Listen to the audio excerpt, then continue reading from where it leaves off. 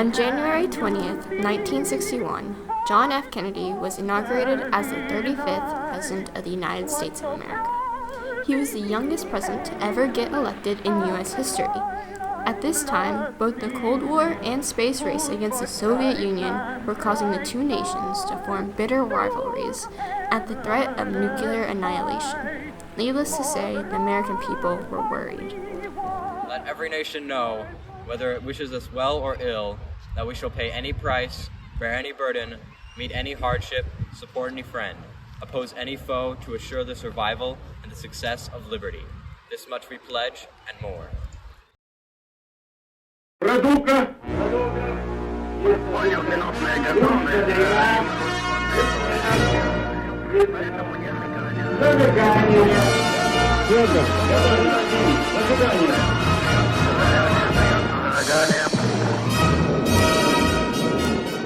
The space race between the USA and USSR was becoming tense.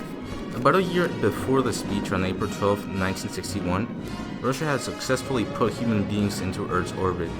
America was only able to replicate this feat in the following February. Now, America had a new goal: to be the first to land on the moon. We choose to go to the moon. We choose to go to the moon in this decade and do other things, not because they are easy, but because they are hard. That goal will serve to organize and measure the best of our energies and skills, because that challenge is one we are willing to accept, one we are unwilling to postpone, and one which we intend to win, and the others too. Following the rise of communism in Cuba and the subsequent failure of the Bay of Pigs invasion, the United States was heavily monitoring the country. This monitoring would prove its worth in October of 1962. Good evening, my fellow citizens. This government, as promised, has maintained the closest surveillance of the Soviet military buildup on the island of Cuba. Within the past week, unmistakable evidence has been established the fact that a series of offensive missile sites is now in preparation on that imprisoned island. The purpose of these bases can be none other than to provide a nuclear strike capability on the Western Hemisphere. John F. Kennedy was faced with a near impossible situation, in which failure would mean nuclear annihilation. His response: form a naval blockade around Cuba to halt Soviets from interacting with the country. Eventually, the U.S. and the Soviets reached an agreement, in which the Soviets would pull their missiles out of Cuba if the U.S. pulled their missiles out of Turkey. Good evening, my fellow citizens. This afternoon, following a series of threats and defiant statements, the presence of Alabama National Guardsmen was required on the University of Alabama to carry out the final and unequivocal order of the United States District Court of the Northern District of Alabama. That order called for the admission of two clearly qualified young Alabama residents who happened to have been born Negro. President Kennedy was a huge supporter of the civil rights movement, going as far as proposing the Civil Rights Act of 1963. This would allow the protection of every citizen's right to vote, the end of segregation, and Jim Crow. A little more than a year later, the bill was signed by President Lyndon B. Johnson on July 2, 1964. Although many civil rights acts were created before this, especially during the Reconstruction, this was the act that truly helped with discrimination based on race, color, religion, or national origin. Many decades later, its effects are still shown today in the modern world, especially in our daily lives and interaction with one another.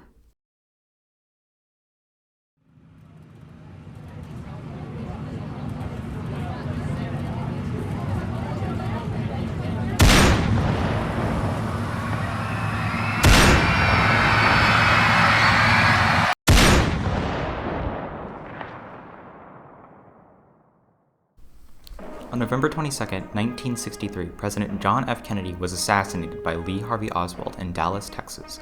This made him the youngest president ever elected in the United States, and the youngest to die. Shortly after the incident, the FBI investigated the assassination and the two bullets that were fired. Lee Harvey Oswald was arrested by Dallas police and then killed on live television by a man named Jack Ruby.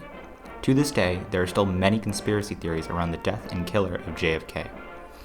Kennedy would be succeeded by his vice president, Lyndon B. Johnson, who would go on to continue JFK's legacy.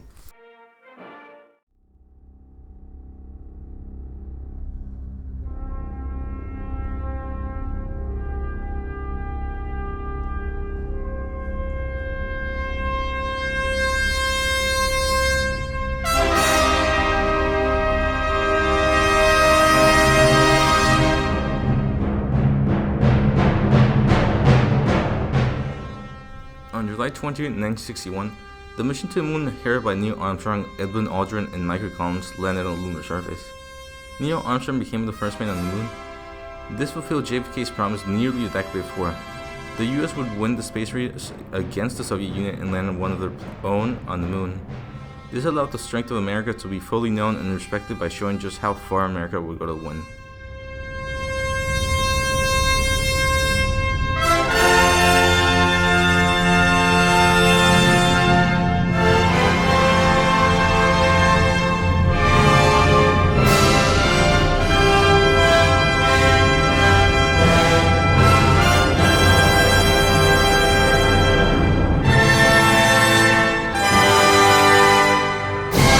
One small step for man,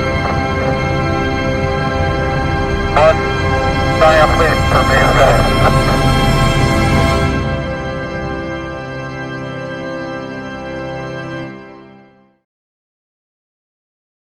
From January 20th, 1961 to November 22nd, 1963, the actions of President Kennedy have laid the groundwork for the United States as we see it today.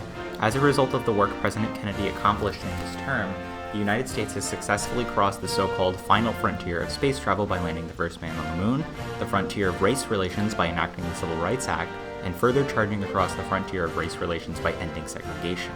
The diplomatic negotiations with the USSR also crossed frontiers as he steered away from nuclear Armageddon between the two countries. Thanks to his promise of freedom and equality for all peoples, he was a man that burned as brightly as the flame on a match. Unfortunately, his flame was blown out all too quickly. Kennedy left his mark on U.S. history and paved the way for a state of the current national and international relationships.